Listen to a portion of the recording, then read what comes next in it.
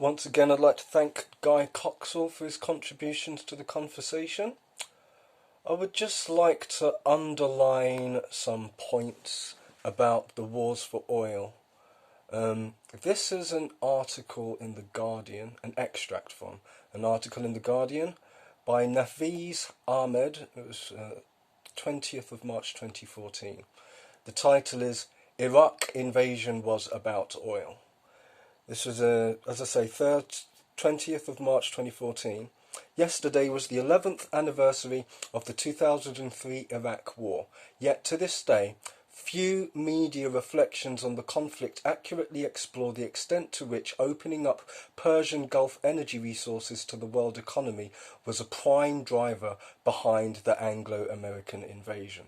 The overwhelming narrative has been one of incompetence and failure in an otherwise noble, if ill-conceived and badly managed endeavour to free Iraqis from tyranny. To be sure, the conduct of the war was indeed replete with incompetence at a colossal scale, but this doesn't erase the very real mendacity of the cold strategic logic that motivated the war's US and British planners in the first place. Now, later in the article, they go on to say, whether Iraq began favouring East or West could therefore be destabilising not only within the region, but to nations far beyond which have an interest.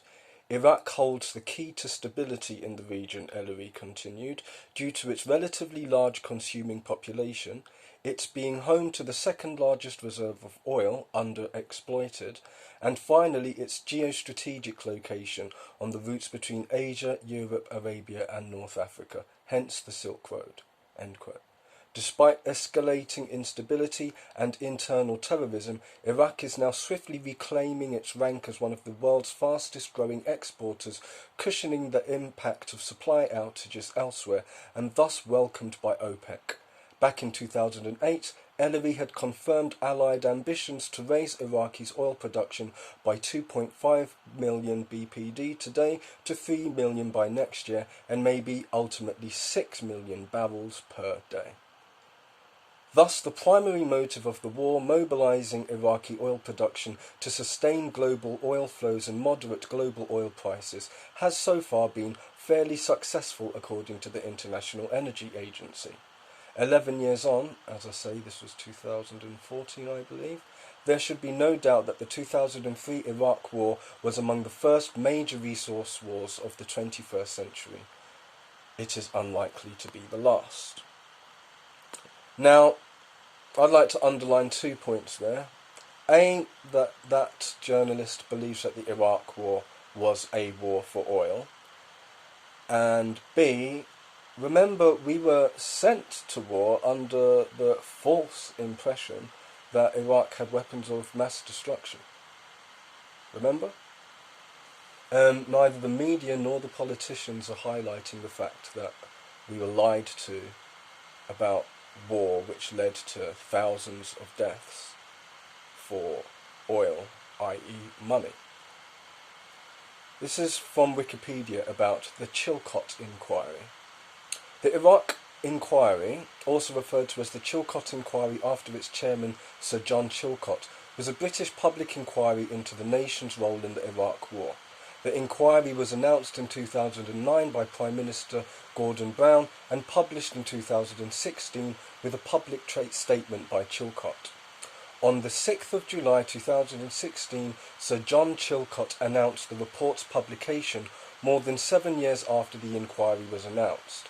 Usually referred to as the Chilcot Report by the news media, the document stated that at the time of the invasion of Iraq in 2003, Saddam Hussein did not pose an urgent threat to British interests, that intelligence regarding weapons of mass destruction was presented with unwarranted certainty, that peaceful alternatives to war had not been exhausted, that the United Kingdom and the United States had undermined the authority of the United Nations Security Council, that the process of identifying the legal basis was, quote-unquote, far from satisfactory, and that a war was unnecessary.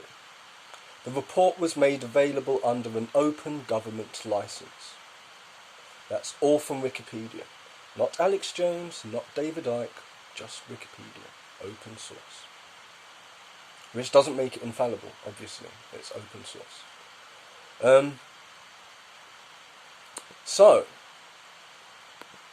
the Chilcot inquiry came to the conclusion we were misled.